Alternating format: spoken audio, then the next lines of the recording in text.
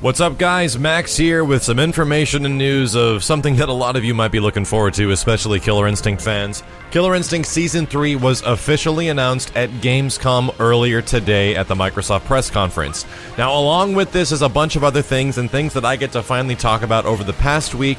I'll let you know right now, I've been working on the trailer for the character that has actually been revealed for Season 3, which is Rash from Battletoads. That's right, a friggin' Battletoad is making it into Killer Instinct as a guest character. However, right now he is a beta character. His animations and movesets and balancing are not final at all, but they're kind of giving you a sneak preview because Season 3 is not going to be available until March 2016. And this is a dramatic difference. The trailer I'm working on, or I had worked on over the past week, as I knew about Season 3 and I couldn't say anything about it, is going to be all about Rash and maybe something in the end. So look forward to that. That'll actually be up on the channel and available everywhere tomorrow.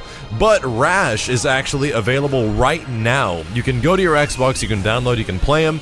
And he is pretty awesome looking. I was gonna say right here, I'm pretty skeptical when I first heard that there was going to be a guest character starting off Season 3 technically, and it was going to be like a beta test, and it was gonna be a Battletoad. I'm like, that's kind of awesome that it's a Battletoad, but I don't know if that's gonna fit into KI very well. But as soon as you kind of see Rash move around and like where he kind of like lives and breathes and is in his animations and his throwbacks and references to the old Battletoads, it's all there. It's kind of crazy how the Battletoads games kind of lived in memes and references over the past many years, and it kind of continues, and there's a lot of throwbacks to that within his intros and outros and everything like that.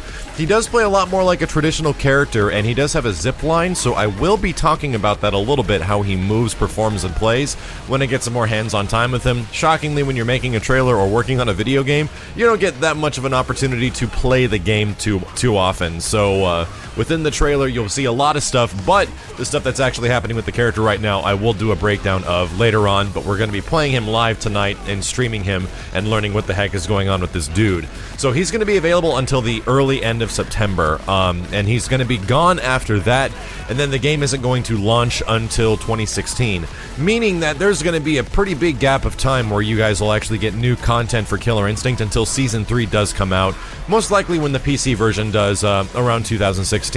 A lot of folks are saying, why are they trying to compete with Street Fighter V? And I think it's around that time frame, but I believe Street Fighter V is most likely going to be coming out around February, mostly because the last three big Capcom fighting game titles came out around February. For Street Fighter IV, Cross Tekken, and Marvel 3, all came out in February in each year they did. So KI is going to have some breathing room, about a month's breathing room when it does come out for PC version and the Season 3 version on Xbox One in March of next year. So that's good. That's a really good thing, but the big thing we're all talking about right now is the characters that are going to be included. I'm just a guy that makes trailers when people request me to make trailers, and I did so for Rash. You'll see it tomorrow, but the thing that we're all debating right now and speculating is what's going to happen with the characters of Season 3. And there has been a couple of hints, which is very good. Adam Eisgreen actually made a hint the day before the Season 3 announcement, talking about Kim Woo and Tusk specifically, and pretty much confirming their existence in Season 3, that they will be there and they have very big plans for those characters.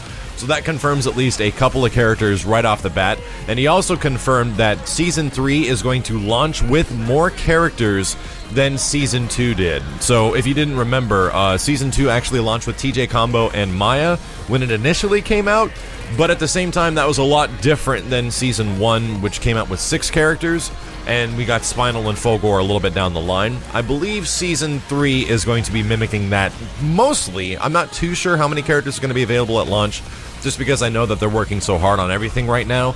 But based on what Adam was saying, I'm pretty sure we're going to see something a lot more similar to Season 1 than Season 2, which was like a character a month, and you go down the line, down the line, down the line. As we started with 2 and we got up to 9 over time.